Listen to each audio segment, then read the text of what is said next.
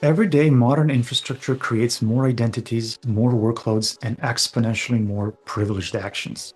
When we analyze breaches, they follow the same pattern: excessive privilege, always on access, and stolen secrets sitting in vaults built for a different era.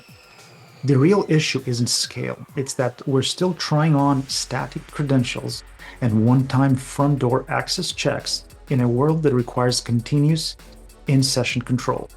And that's why we created Universal Privileged Access Authorization, or UPA.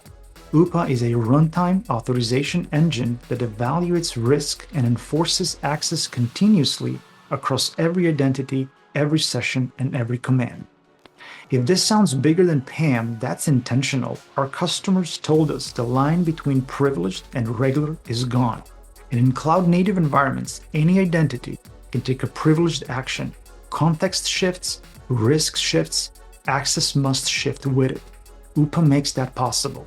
Instead of long-lived credentials, UPA issues dynamic, ephemeral entitlements, checking every action against real-time context.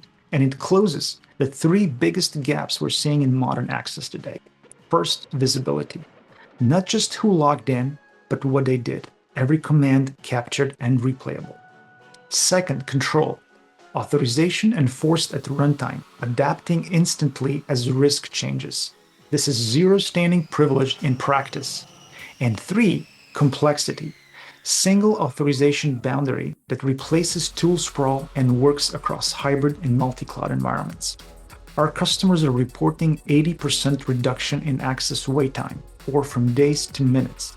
Compliance work that used to take weeks now takes minutes. And CISOs are modernizing their legacy vault-centric systems while reducing cost and operational complexity. If your access stack was built for yesterday's infrastructure, UPA is the foundation of modern identity security. It's the continuous authorization.